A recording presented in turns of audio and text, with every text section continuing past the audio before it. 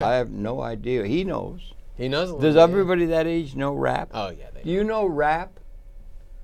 Let her start, yeah. Josie Ann, do you know rap? Oh. Welcome very, very much to Conversation. A pleasure to welcome to the program a young man that I'm going to come to know better and better and better, and he's a person here who has some acquaintanceship with Manhattan Neighborhood Network and the larger world. His name is Jonny Hobbes, and he is, among other things, a rapper, but he's also a musician, and he's also a scholar, I think. He's had degrees in foreign affairs and so forth, and has some acquaintance with that real world of politics and so forth. And he's got a very interesting story to tell. And Johnny, welcome so much to the set. Awesome. Thank you for having me, Harold. Great to be here. Tell me about yourself. Born and raised. Let's wade in and talk about where you're at. Day one. Well, it all started. Yeah, this okay. early morning, 1986. Yeah. Born and raised in Detroit. Detroit, me too. Yeah, I was from Detroit. Yeah, Mercy Hospital. Yeah, I know Mercy Hospital. You know Mercy Hospital? Is it Outer Drive? No, it's not Outer Drive. It's I was too young. Grand River? No, Grand River. No, Grand River. That's the big street in Detroit. Okay. You were from Detroit, okay. yeah. That's where I'm from. There. Yeah. Then I moved around a lot though. So family is in New York. Then we also moved to upstate New York, then Massachusetts, then back to Ann Arbor, Michigan. Did you go to school there? Tennessee. I did not. My mom did.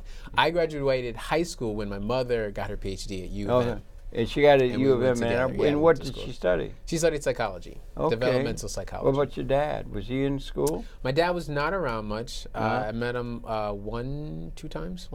Yeah, I can't only. Remember. Really, yeah. Yeah. Yeah, how's your mother? You still in good touch with her? Yeah. Is she still in Detroit? Or no, she's in Connecticut now. No, she's in Connecticut. So she's a professor at UConn. In what again? At University of Connecticut. Yeah, but her field is what? Psychology. Psychology. Wow, there's a lot of that, you know. Developmental psychology. Yeah. So you did that, and how long were you in Detroit? I mean, that was like 2 years. 2 years as a youth. As a youth. You were born there. I was born there. Yeah. But you left at 2. And then we left. And you probably don't remember much. Not at all. That's a joke, son, as they used to say. There used to be a guy named Gildersleeve. That would be not in your term. Don't remember any of that. Yeah. I was a young guy. And then so you went and you studied. Where did you study again? So I studied at Ohio Wesleyan University. Were you with your mother then, or were you on your own by then? I was on my own by then. Okay. And what did you were in international relations? And international relations. Were you thinking of going political or something? I was. You were? I was. In diplomacy as well. And diplomacy? Yeah. Before I knew that there could be a great future in that.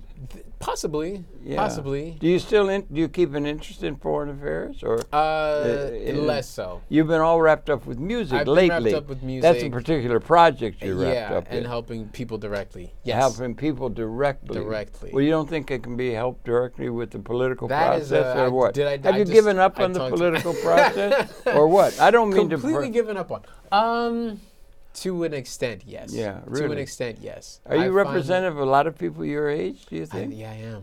Yeah, really. You help educate us to what's coming on with the youth. I think, the hip youth like you are. Wall Street. But do you remember Occupy Wall Street a few years back? I got it some time down there. I got cold. Yeah, I'm older, yeah. Well, we were basically this generation of students. We were mostly students and young people at the time. Yeah. And, our parents had followed the rules. Our parents had their regular jobs, and they told us, you go to school, you get a good job, you follow the rules, you do all the things you're supposed to do, and you'll be taken care of. You'll be successful. You'll be successful. And then the financial crisis hit, and a lot of us were... 2008? 2008, yeah.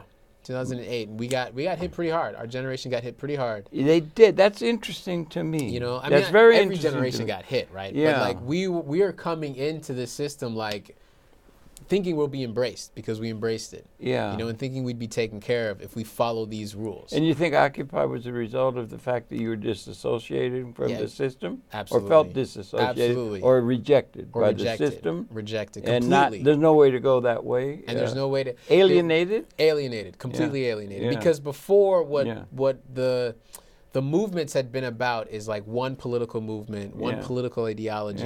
But capitalism itself was never questioned. Right. And then with Occupy Wall Street, the entire economic system was questioned. Really? Is that widespread among you? You're what, 20-something? 31. 31. Yeah. Is that a general feeling among the people your age or not? Yeah, absolutely. Both now you're well educated and so forth and all that across the board of the economic stratas. I think so. I mean, it's gonna That's manifest very interesting to hear. It really is. I got a lady friend I'm with, and she's thinking of bringing suit still within results of 2008, suing some of the big shots. You see? You think that's a possibility within the court system? Is there hope for that? Not. Or what's the thought? Is there? I don't think so. I don't think so. I don't know. But I also don't follow it very closely. Was the Occupy movement thinking that could be the system could be addressed with rationality and reason and all that? Yeah. And then you got disillusion. And then we got disillusion. Is that fair to say? That's very fair to say. That's pretty bad. And we weren't included in the conversation. A lot of people mistake, youth and the apathetic. Or rather, the youth's apathy. Yeah. And really what it is we were not invited to the conversation. Yeah, right. And we were not considered. And our futures were not considered. Yeah. And so now we're just disillusioned. You're talking about the youth now. Yeah, with the youth. Well, there was a whole lot. There were a whole lot of people whose attitudes weren't considered by the system. Yeah. And I think we're starting to really ruffle some feathers and do something about it. Yeah. And so, but you did get this academic. You took a degree, right? I had a degree. And you were thinking politics. And I was thinking politics. It's perfect time. Have you given up on the idea of taking on the establishment in a way where you could become a spokesperson for a reasonable way in which the thing should be organized, or not? No. I won't say I gave up on that. You have not. I haven't given up. But you're very wrapped up in rap and stuff. Yeah, rap, now, right. Music, self-expression, speaking directly to people's hearts. Yeah. The film, Black Man in America. Yeah, and you think the rap is part of an opposition to the system in a sense, or is it? I mean, I think See, I'm not very familiar with rap in any way, shape, or form. I mean, I can't understand what's being said. We'll have a session. It's an old man. I'll bring some hip hop. We'll have a session. We'll sit down. Hip hop and rap are the same or not? Hip hop, they're not the same. Okay. Hip hop is like the entire culture, and there's different art forms in the culture of hip hop. Okay. Yeah. Right? So there's b-boying, there's graffiti. B-boying. It's a type of dance. It's a type of hip hop dance. This is great. Right. Harold Tanner, educated. I love it. I was a good dancer. I got rhythm. You? So you probably be a great b-boy. I've got rhythm. Yeah? I really do. Oh, man. I used to knock them out. I used to go as a young man. I mean young. I was 40, 50 years old. I was young. Okay. And they used to have a place down on Canal Street. Okay. I used to get on the C train, take it down to Canal Street, and there was a club there. Okay. They were all black faces and everything. Yeah. I loved it. It was called Club Carib. And it was all reggae. Yeah. Marley and all this kind of stuff. Yep. And it was really, really good. And I was really good. And I could move, man. And I went in there, and it was all dark. And I was the only, and they were really seriously searching people for guns and knives at the corner. You know what I mean? And they were serious. Yeah. And there's some had it. You're going to leave that gun here, and that. It was really. It wasn't like the Waldorf Astoria or something like that. It was real serious people in terms of reggae, and there's a lot coming out of the Caribbean and everything. And I went in there and it was all DJ'd. Okay, that means disc jockey. Does it? And and it was black, all black. I don't know how they got it, and it was DJing is an art form. It is. I think it really is. Yeah. I'll tell you, they really could. I got in there.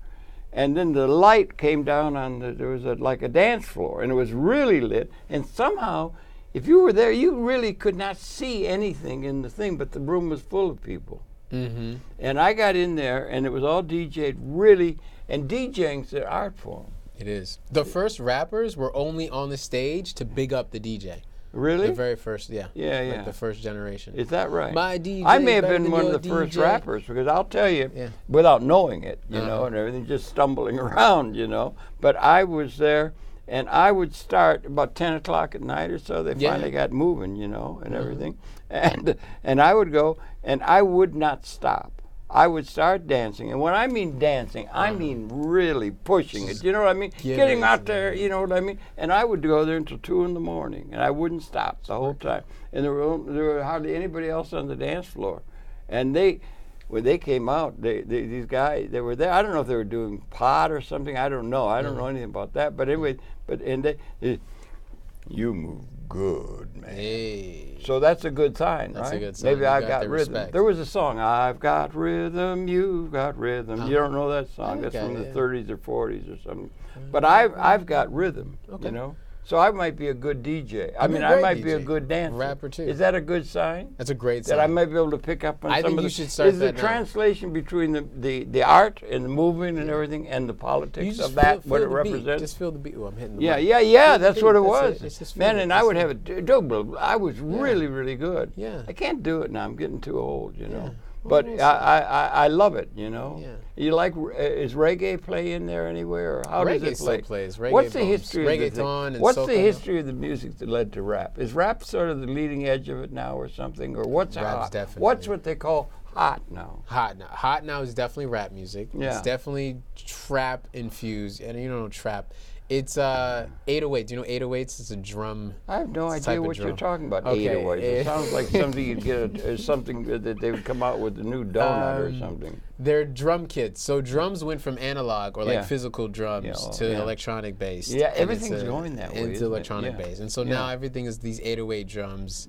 808. Yeah. Is that a term for a type of drum it's a type sound? It's a drum kit. Yeah, it's not a drum. It's not. You don't hit it with. You don't hit it. You don't hit it. It's electronic based. Okay, is that and is then that it's got happening? Different sounds with it. Is everything now contained within the computer? All the sound? Just about like 99.9%. We used to have musicians that did that. Yeah. They don't have musicians. We still they must do that have every somebody now and again. creating it, but.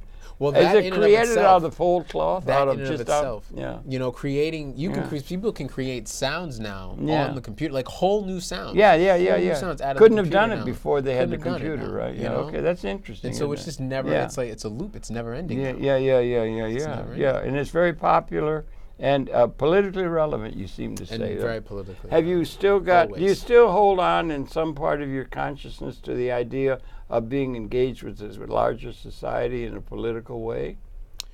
Yes. Are you counting yourself a rapper now? Yeah. To the exclusion of the politics? Oh, is rap I think political? It's political. Is rap political? political? It's political. There you go. It's political. Seriously? Absolutely. And it's the youth? And it's the youth. I mean, I think every demographic and every job title is political. Well, that's interesting. I mean, I don't think it's ever not political. Yeah. Okay. You know, it's just either you acknowledge that you're political and that you have an ideology that you're spouting off or whatever. Well, ideology usually is going to have a chart with a thing in the National Film Board or the national debt and the national this and that and all that. You know, you studied it at university. Yeah. Is that all sort of back in the back of your mind now? Or, it is. It's in the back of my mind. I just want to connect to people. Do you think it has any training of that helped you with the musical way in which you're launching now? Absolutely. Did you have the musical while you were in university? Very Were you bit, hip? But I hit it. Yeah. I was not the hippest. You were not the hippest. I was not the hippest. Were you square? Cool. Were you outright square? I was pretty square. Were you really? I was outright. In Saturday night at 8 o'clock studying the encyclopedia? In No, studying in the library, not out dancing and whatnot. I was carousing. Were you carousing around? Yeah, there was plenty of Saturday nights where I was in. Studying. Yeah, studying. And really? And you still do? Do you still do and it? I still do. You Mostly do? It's creating and studying. Creating music, working on the film, working on the music. What a circle of friends. You have a circle of friends Got of people who are you have a circle of friends out of university time? Do you have fellow students that you were with? Do you have professors that were there? Did you have any professors that helped you understand the politics and the reality of the world? You mentioned you mentioned about Occupy. You had to have some political smarts or commitment. I think So do you still have that, or you decided just to go follow the yellow brick road? Follow the yellow brick road. I think it's always going to be with me to an extent. What's her name? Dorothy in Wizard of Oz. Yeah, I got you. And you just go on along. No, I'm trying to get at the mindset. You still? You haven't given up on justice. No, but I think the idea of, or do you bring justice through hip hop? Is hip hop relevant to a just world order? Absolutely. Or is it just fun? Absolutely no. Yeah. Well, that's a part of it too. What about anger? That's a part of it too. Because here's the thing about Fill hip-hop me in because culture. I'm lame. Yeah. You know, I'm a lame wasp. I got no chance of understanding any of this.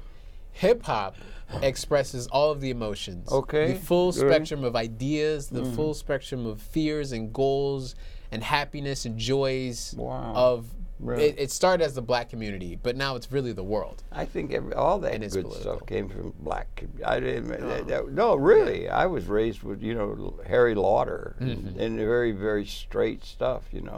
But so much of the hip stuff came out of the black community. Practically everything. Almost. I mean, there's a couple of white guys did something, but mostly it was all. Most of the good stuff came out of. I mean, to my way of thinking. No, you're right. Because Puerto Rico's that way. I mean, Jamaica is that way and everything like that. Jamaica. And a lot in some of the leadership, Stokely Carmichael. Does that ring a bell to you? Absolutely. He was my dear friend. Absolutely. No kidding. And he was political. Okay. Do you still have some? Do you still have some ties, like a cord made out of roses that's pulling you toward understanding the political? Yes. You haven't given up on it. Not at all. Not at all. So. But fill us in, because is that part of your generation is like that? Yeah. I mean, part of the generation is well, what I'm trying to say is you're really hip. Okay. That's a thing called hip. Okay. What does it mean to be hip in your way of? I'm being cool? No, I mean, you know what I mean? I'm not. I'm lame because I'm old. Older people are kind of lame in terms of being hip. But I think you're pretty hip. Well, I'm trying, but it's hard because it moves so fast, But I think if you acknowledge it, but you help educate me to what it means, because it's an important part. I'm following the political kind of. I would like to be able to appreciate better the incredible contribution of the arts. I just mentioned one of the guys here, and he met some name I've never heard of. I've heard of Harry Lauder, and I've heard of Bing Crosby and things like that. But I should understand it better, and older people should understand it better. Let's get together. Because I would like to make some changes that are political, but I should understand the significance of where you're coming from, and I would want you to help me do that. Absolutely, and the older folks, Especially now, be gentle. Be gentle and put up with our bullshit. I'm sorry, I didn't mean to say that, but you know what I mean. What do you mean you don't know about Young Dunk Do?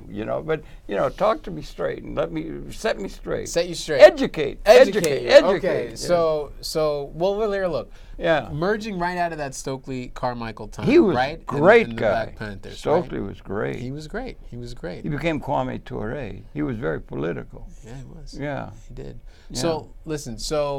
The black community coming out of that era, right? Not having a leader, not having leadership that we had, right? You have COINTELPRO, right? You have FBI coming in, disrupting organizations, and then what you had was like the descendants of a lot of the early gangs. They're getting into street life like never before, right? So like ghettos, poverty is like shooting up. I hate poverty, right? Especially now going in from the 70s to the 80s. So you have it's cocaine everywhere, right? Crack cocaine everywhere. I never knew anything about it. So hip hop comes out of this era where it's twofold. It's black people discovering political emancipation. Their political freedom. There was a lot of political leadership out of the black community, wasn't absolutely, there? Absolutely. And the fun that you were talking about. And the fun, joy that in the depths of this poverty and in the pain and the suffering, we can still create joy. We can still create love. And that's what hip hop represented. And it's real. And it's not fake. Real. It's not fake. Do you have a sense that there's a lot of fakery going on? Absolutely. And tell you what I'm going to do, kind of baloney. And here's the thing. So because of my, studies in economics and politics. You studied economics seriously, or did you? I would say it's pretty serious. I mean, mostly it was outside of school with the Zeitgeist movement and stuff. With the Zeitgeist movement, we're studying economic theory? Yeah. Oh, yeah. Keynes and all that? Yeah, you have to. Really? Because you have to see the Schumpeter? trends. Do you like Schumpeter? Who do you like in economic theorizing? Who do I like? Yeah, well, I don't like any of them, actually. You don't really It's not about like. That's maybe too broad a brush. There may be somebody good. Okay, well, here's the thing. Well, what hope is there for the old guys? So if you remember, is there any hope for the old guys or not? None, right? No? Like is an interesting. I don't. Rousseau is Rousseau. I can like Rousseau, right? I can like Rousseau. I can like what he's saying. Yeah. I appreciated Thomas Hobbes. That's where I got the name Johnny Hobbes from. When you see the no kidding, that's not your birth name. Yeah, Vance Brown is the birth. Wait a minute, you took Hobbes as your birth name.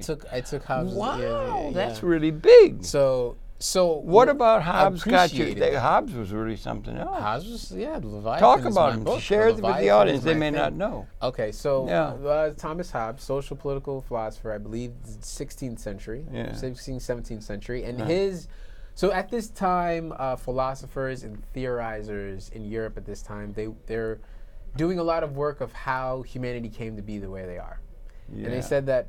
In the past, we used to live in something called the state of nature. Why am I looking at the camera? I'll look at the state of nature. Right. And so, well, you can look anywhere you want. You can look just as long as the words hold together. Okay. And the undertones, Okay. And the gestures. Okay. I think I get the things that really matter. Okay.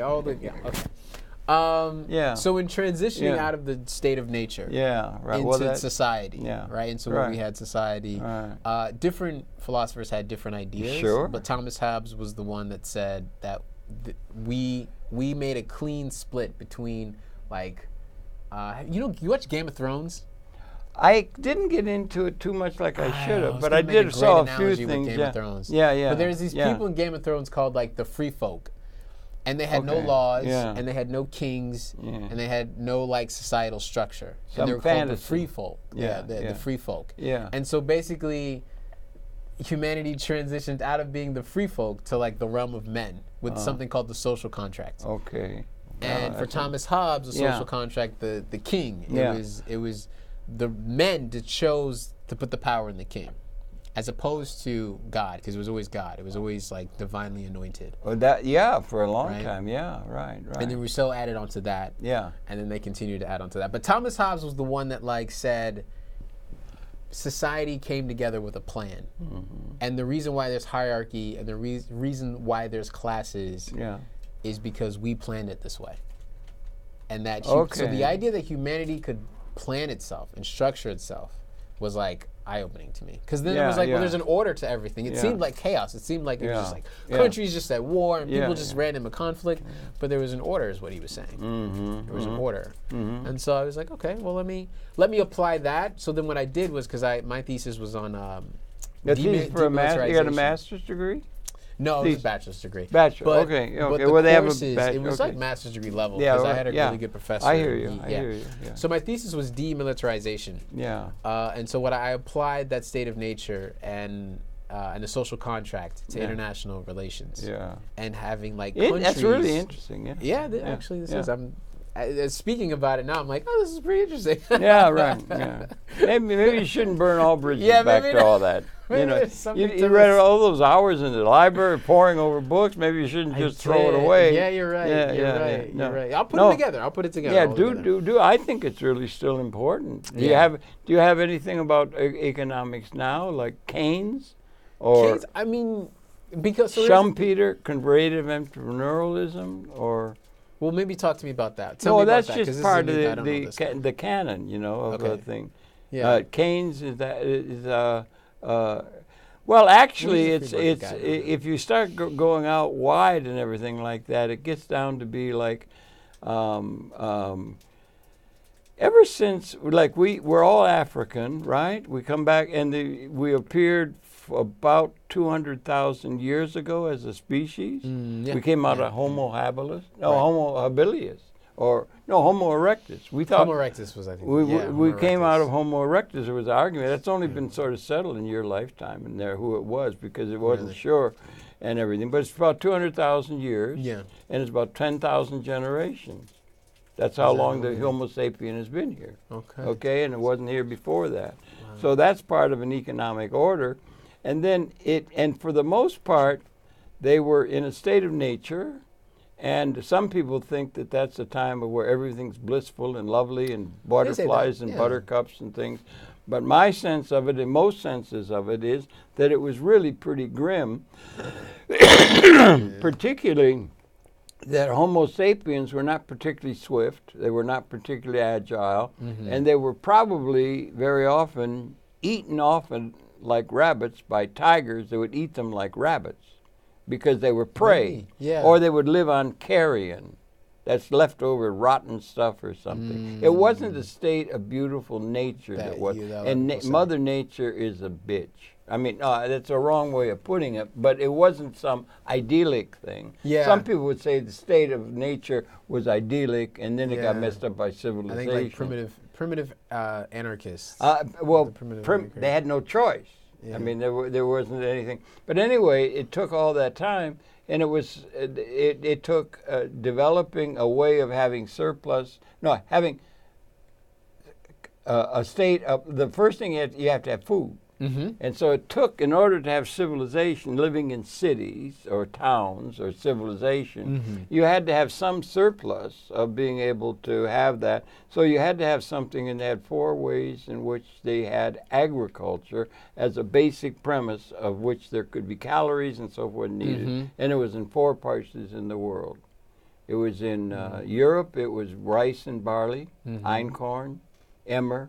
That was the thing that made civilization in Europe be the basis of a way of there being some security in agriculture from starvation. Right. Then there was rice out in the east in China.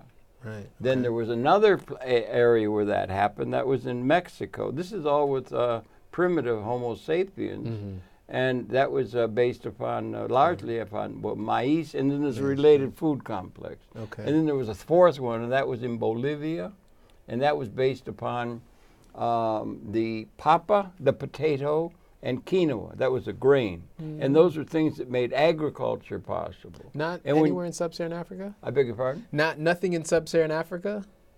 Well, I don't know what it was out of sub-Saharan Africa. It got down, and I don't know what there was any crop that was based out of sub-Saharan Africa. I don't know what it is. Do you know? I don't know. No. I'm just thinking since, I mean, we have ancient Kemet and Kush, ancient Egypt. We have the Ashanti. I mean, we have great civilizations there. So well, that is true, but I think they must have been picking up on something coming out of einkorn and emmer, I think. Maybe. I don't know what was the basis of food. Okay. You had to have food. But that's where it starts. Well, you could do it with hunting and things, but that's not, you can only go so far with it. You can. But we got all those kind of things. We got those different things. And then and then there came to be, like, say, civilizations. And so you had a sphinx, or you had gods that are invented in order to, who did it all. They created everything in order to give some meaning to it all and everything, sitting around a fire or whatever it was and everything. And then they had civilization was made possible because you had access of food for civilized people to have other things that they could begin to do and have security from the food quest, actually at the level of starvation, and yet civilization developing. And so then they got that, and then for about 1,000 years, once you got to, you had a pharaoh in ancient Egypt. You have these kings, and it was authoritarian. And what it was essentially was realpolitik. You know, if you get into economics, realpolitik, and that is, well, authority is based upon who's got the biggest club to hit the other guy on the head. Right. Zero sum.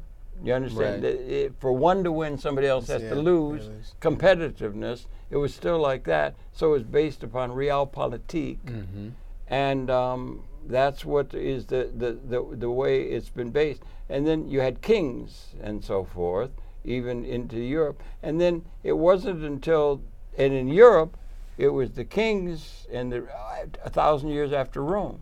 Rome fell apart. They had it.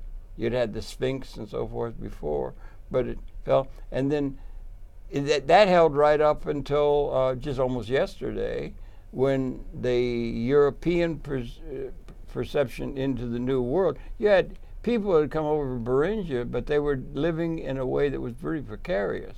Now, some people think it was idyllic for the Amerindian peoples in that. I don't think that's the case, or at least civilization means city dwelling. What's the conditions for civilization in an economic order? But they had that kind of a thing that happened. And one of the things that finally came into the modern era would be that there was a challenge to the order of feudalism with an authority figure backed up by religion and things like that gave authority.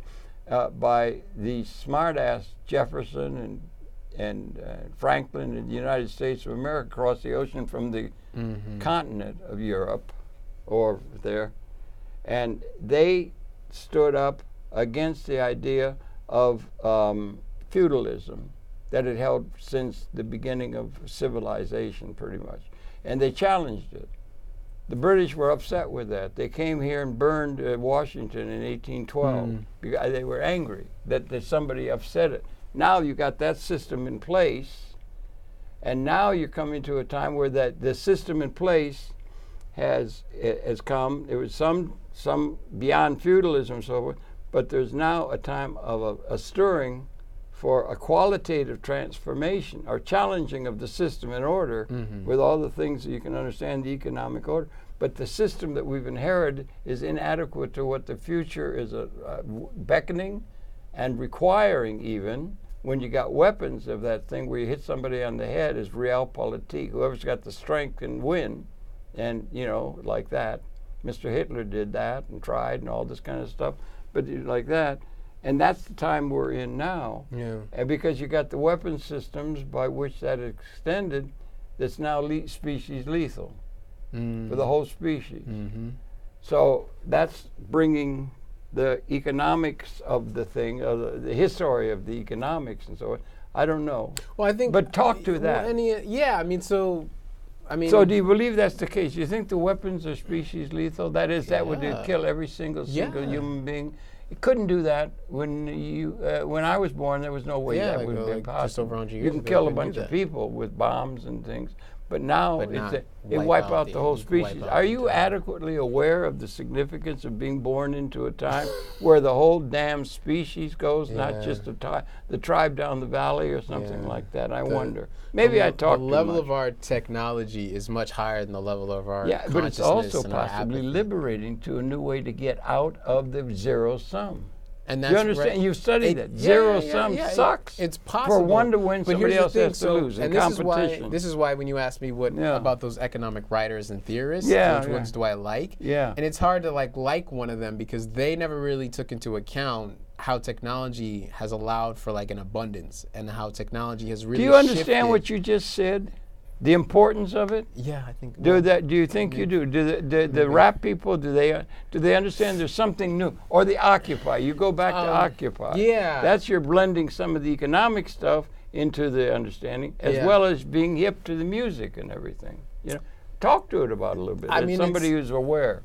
Well, I'm a lot of hip hop is not that aware of what's possible. But are you? And I am. Hip hop's not aware, not just because it's hip hop, but just a lot of people are not aware. Yeah, period. Okay. Right. Like a lot of the leadership of our institution. Like a lot of the leadership. So there's reason for revolution or challenging authority. Challenging, absolutely. Do you challenge authority? Absolutely. Every chance you do. I get. So do I. I think we got something going here, maybe. So.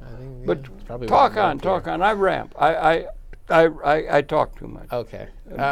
So just start. But you understand zero sum. I understand zero sum. And that's still assumed as God-given or some sort of thing like that by the system. Yeah, because there was a sense of scarcity. There was always a level of scarcity. Right. There's not enough for everyone, so somebody has to lose. And they argue that as essential to the way the universe is set up. Yeah, there's no having enough for all. Yeah, but the universe is made up in abundance. There's enough for everything in the universe. You do think that? Absolutely. Okay, where does technology and man's extended consciousness fit in to providing a relationship to the natural order of things that brings abundance to the people of the world? Well, how do we deal with all that? The technologies we have the ability to grow food without soil, right? Hydroponic, aquaponic farming. Right. We have 3D printing. We have 3D printing's big. 3D printing, you can produce anything. Right now they're producing things that are not essential to humanity or developing our growth in any way. I saw a thing on television the other night. My lady friend, she brought it up. It was something because thinking of that historical order, the feudalism. Yeah. Here. That happened in the 18th century, right? That thing, that break with, and they had a thing. It was BBC had a magnificent thing depicting the investiture of Queen Elizabeth. She was about 25 years old, and it was there. It was just absolutely magnificent. It made Wizard of Oz or any of the great pictures that you do on the screen. It was. They had soldiers lined up, all marching, all in order, and everybody in the world. They had everybody. It was a huge thing celebrating the investiture of a royal head out of the past into a world that has supposedly gotten past that. If you understand. I only bring it up because I was just thunderstruck. Yeah. But history has a way of being anchoring, or James Joyce had Daedalus say, history is a nightmare. One could say of injustice, lions used to eat us with regularity like rabbits. Now that's maybe going too far. We could get a rap song out of that, Mr. Lion. I want to write a rap song that's actually chronicles all of human history. Good, that's really probably good. Not for some time. Yeah, great, good. But here, let's start with the black community. Okay. So, Black Man in America. Yeah. That's my song, lead single off my album. Is that what you're working on now? That's that's finished. That's out. Yeah, okay. Right. So now the film based on the song is a dance film. Well, what's the film say? The song. What's the song? How's the song? Oh, the song was All Eyes on Me. Yeah. Black Man in America. Yeah. Will I try and make peace? Yeah. Or return fire and tear it up? And the pre-chorus goes, if Al-Qaeda shoots, we shoot back. If the Taliban shoots, we shoot back. And if ISIS shoots, we shoot back. But if you shoot, we're supposed to take that? Right? You got that to a rhythm. Right, and it's to the rhythm. Right? So I'm so you hear the hypocrisy, right? I'm speaking to those your Jeffersons and your Adams and those guys that were against feudalism, but not against slavery. Right? That were against religious persecution. I know, but not against along racial lines. Right? Horrible. Slavery in the South of America was horrible. Right? And so here's the thing. When they shoot back at the British and their revolution, they're considered heroes. Right? But when black people, when my ancestors, when my leaders say we need to defend our people, now we're considered radicals. And so that song speaks to that hypocrisy. I think radicals are a very good term. I like the idea of radical. Well, you're unlike many people. That's also because you're not a politician. You don't own any major industry. But I want to be in touch with the political order. I want to subsume it in something that is liberating. You know. But it may be a time of weapons, species lethal. Yeah, I mean, that was not the case. But you understand? That's something brand new. And on the other side, we have a capability of providing for everybody instead of just a few winners who have been able to hit more people on the head than others in a realpolitik way. We may be transcending scarcity at an ontologic level for everybody and the ecology. And that's a significantly monumental quality of transformation. It's huge. We can liberate or we can annihilate the Homo sapien species in an economic order and in touch with the ecology. I think it'd be better to liberate than annihilate. I would prefer that as well. I think we ought to get some rap songs that can sing that out and get that message They're coming. Are they really? Yeah. Is there? You think there's a realization of that in the psyche of people, writ large? So, the psyche. They may not know the ins and outs of the technology that's available. But the psyche that people really get. That the way life has gone, it doesn't need to go. And the transformations that they're living through. And the transformation. Do you think it's really understood, or they want to just anchor it to history and bring up history and they bring up precedent? I think they get it. I think we get it. I really do. I think we're unsure about what exactly is next and what's going to happen because we've never been here before. Right. Thank you for that. You know, but people get, like with Occupy Wall Street, like with the way hip hop is expressing a new future. I got to try and get hip to hip hop. Get into it, man. I should get hip to hip hop. Get into it. I don't know if it's possible. It's totally anything is. What do you mean? I like Harry Lauder. You just mentioned that humanity is on the brink of being able to feed everybody and kill everybody, and how that's possible, but it's not possible that you can. Yeah, but I'm so lame when it comes to songs. Like I sing "Roman in the Loman." I'll bring some Jay-Z. I'll bring some Nas. I don't know these latest songs. We'll play it. We'll play it on here. Yeah, no. Okay. But it's really interesting that you're doing all of that. So you're keeping your interest in the so-called reality scene, but this music thing is something. And the guy who was just here, he knew it. He knew it. And you people your age all know this? They you know think it. everybody knows So here's the thing, actually, that I want you to get. Talk to me. How educate. Yeah. So that is reality. Yeah. Right? Like the way he knows Jay-Z, the way we know these pop culture icons, and the way we understand these trends. I should learn. It's but you should learn, but you get that you should learn because you get that this is the language that this generation is speaking.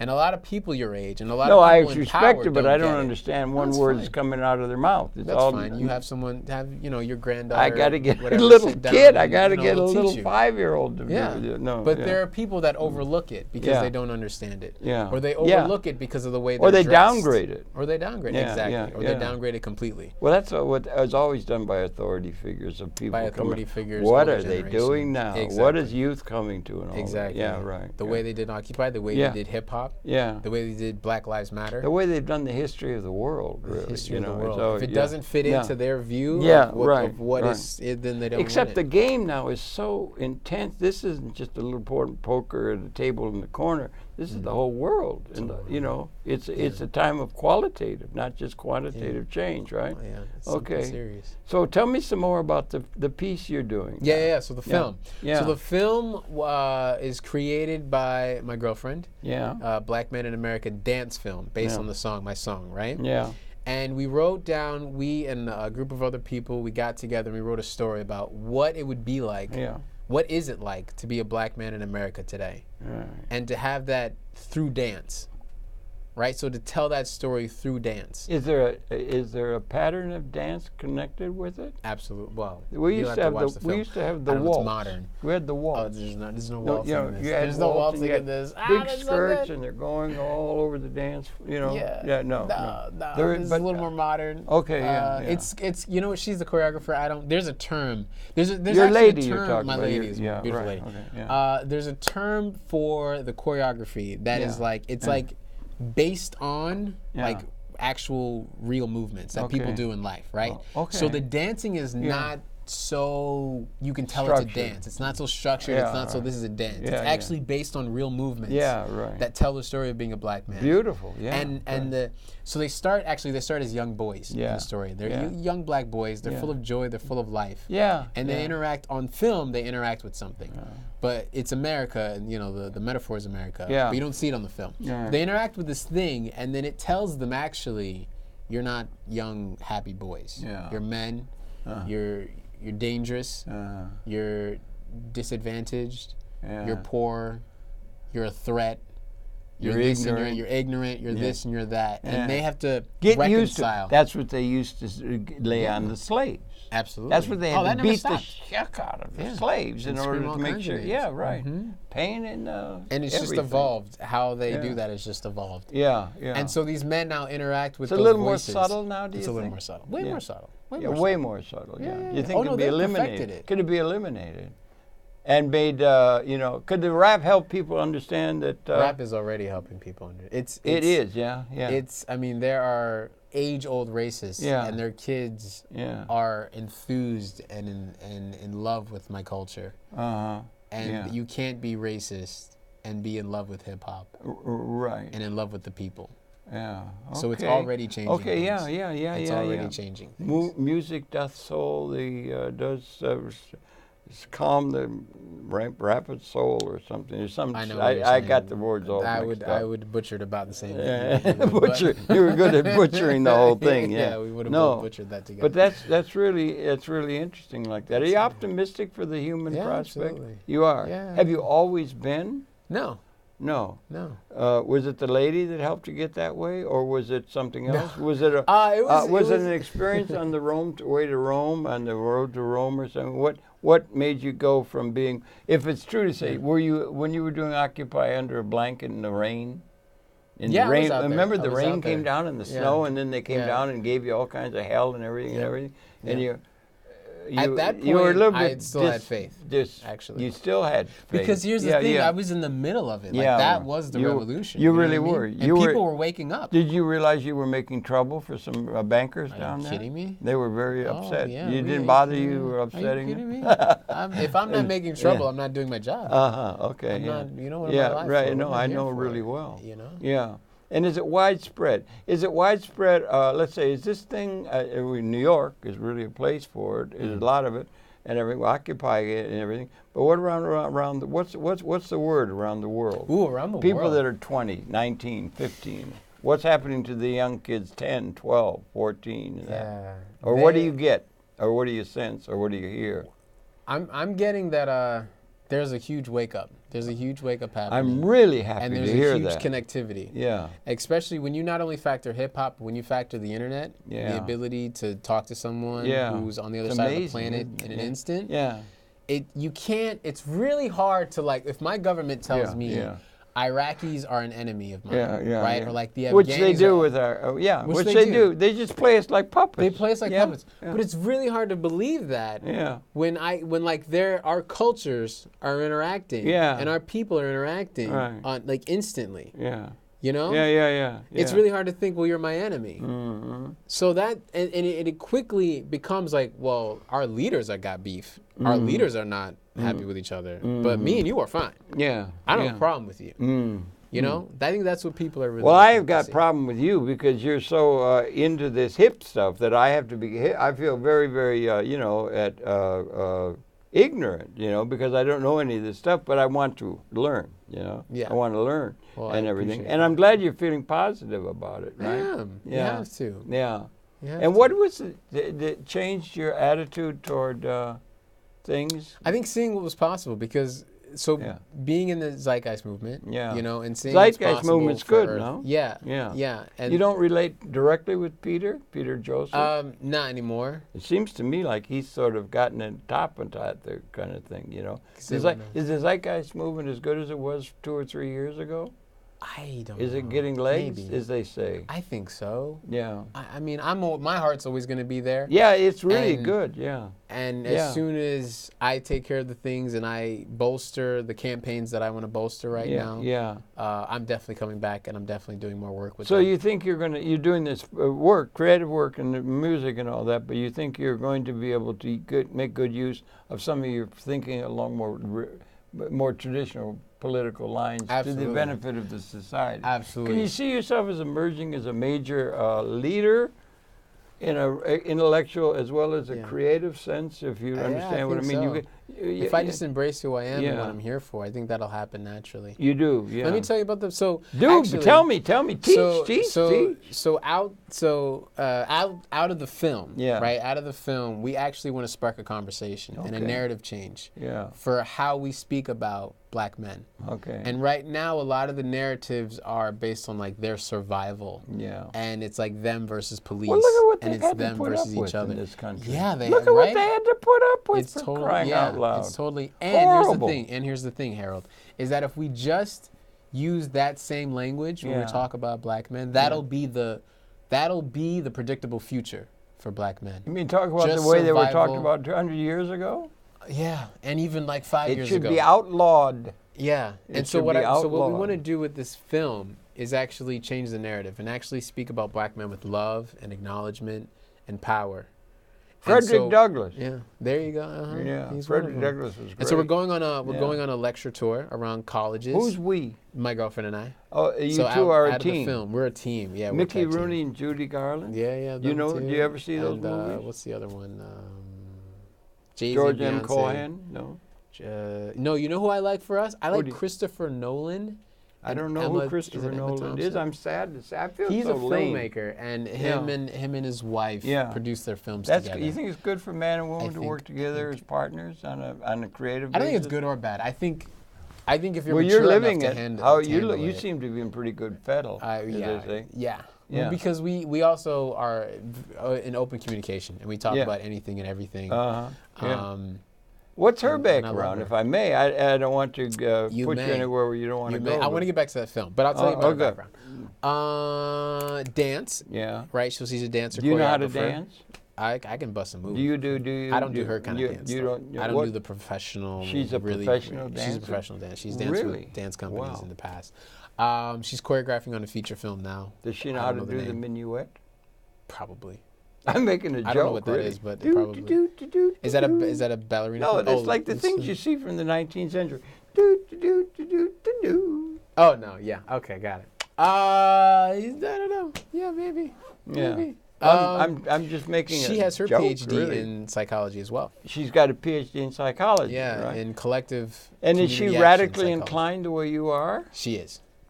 She is. That's a good team, don't you think? Yeah. You think some people say opposites attract? I don't know. But you seem to have a successful relationship. I appreciate that and everything. Thank you. And congratulate you on it and everything. How about a larger community that you relate to across the world? Do you relate to people? Are there the communication so easy with the computer and everything like that? Have you got a wide selection of people that you relate to, fellow producers of rap? Is there a... Yeah. We used to have a thing in the United States called Hit Parade. Okay. The whole nation would get in. It would the #1 song would be Bing Crosby singing or something like that. Okay. Do they have anything like that? The judge, what song, or would it be terminology more? I'll try to be hip. Okay. I'm going to try to. I'm going to try to be. We're going to make it work. Whatever you give me, I'm going to work with it. I'm going to make you look good no matter what you give me. No, so, #1 song this year is Rapid. No, yeah, we got that stuff. Yeah. I mean, we have, there's festivals. Rating. How do we rate the Billboard? I think Billboard. What's Billboard? Billboard, SoundScan, they rate, so the radio plays, the streaming on internet, the YouTube streams. Somebody's keeping track of what's really relevant. By what criteria do you judge it? Its effect? If it plays. It maybe if it influences other creatives to make that kind of music, if it plays a lot. How is that? Can that be mailed? You know that way that's done in the business is if it makes sales. That's the thing. Yeah. Is that the way they rate it? Yeah, I mean we're still We're still in the marketplace. They used to have a thing called the Hit Parade, a #1 song. I don't know about the Hit Parade. No, that was a major thing. Okay. There was everybody listened to the Hit Parade. And it was #1, #5 song, #4, #3, #2. And the hit of the week or the month is this, White Christmas with Bing Crosby singing or something like that. We got that kind of stuff. A lot of that's on YouTube now.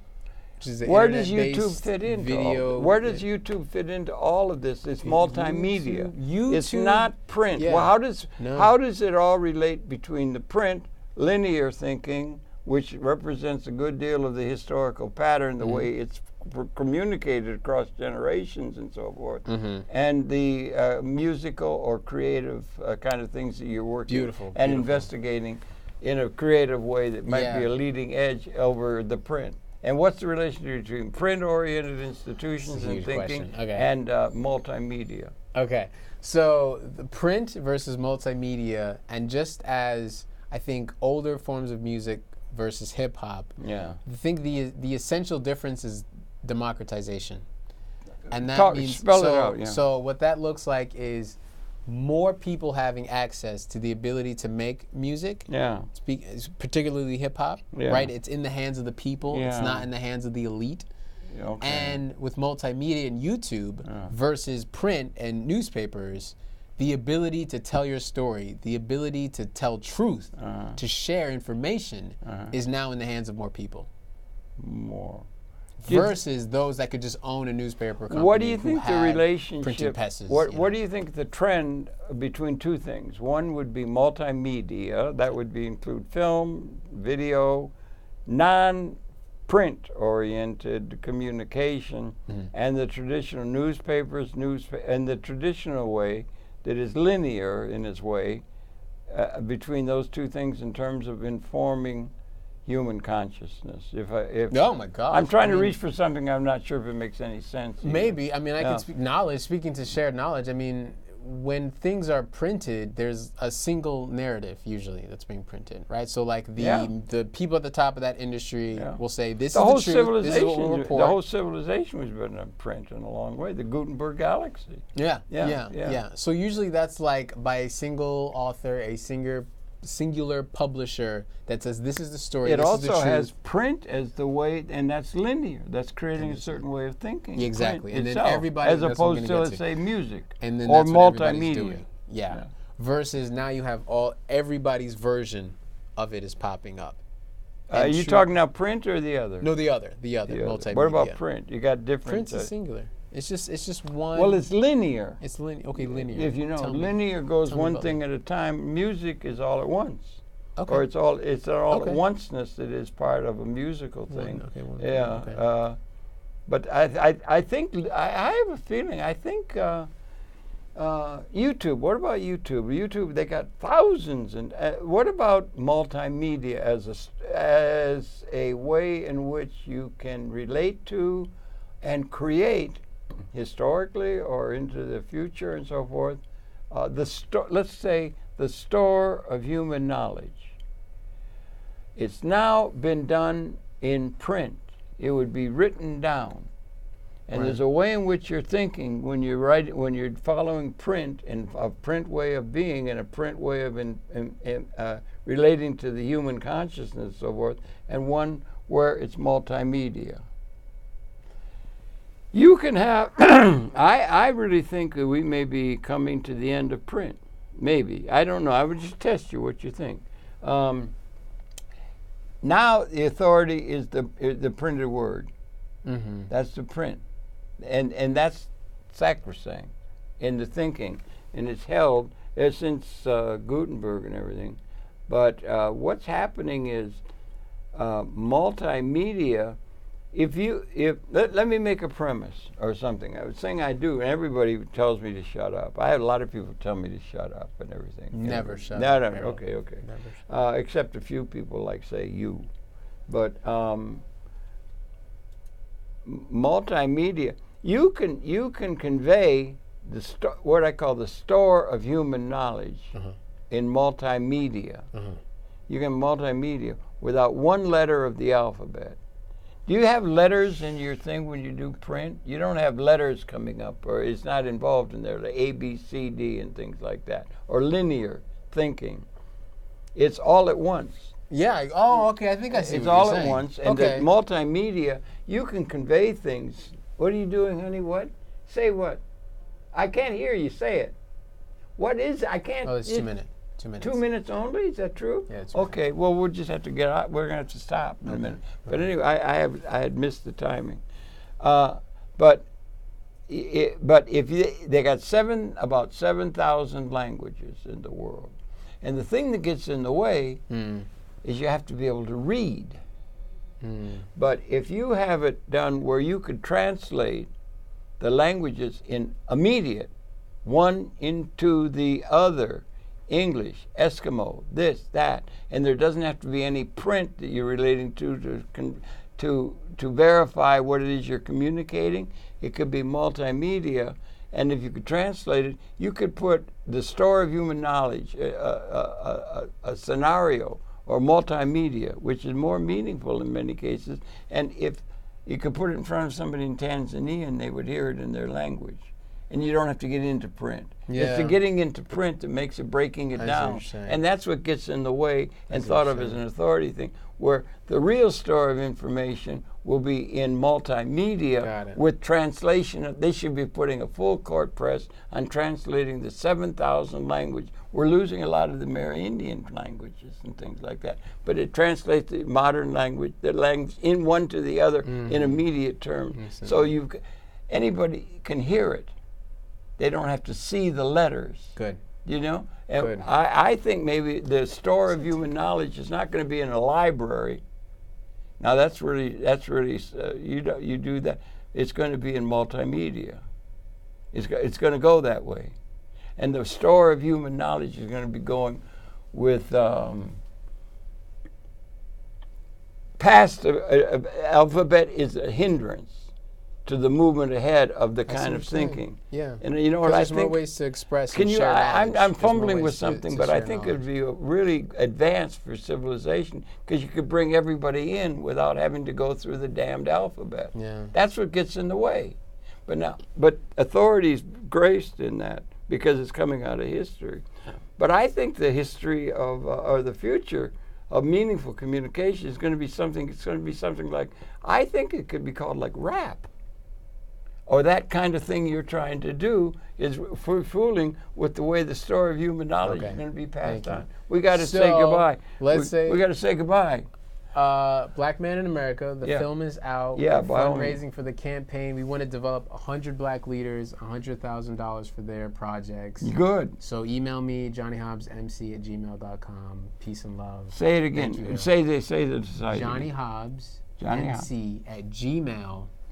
There you go. JOH. You got it. NNYHOBBES@gmail.com. Get rid of all these letters. Get rid of all these letters. Just lay it out. Yeah. Okay. Thank you, Johnny. Great talking to you.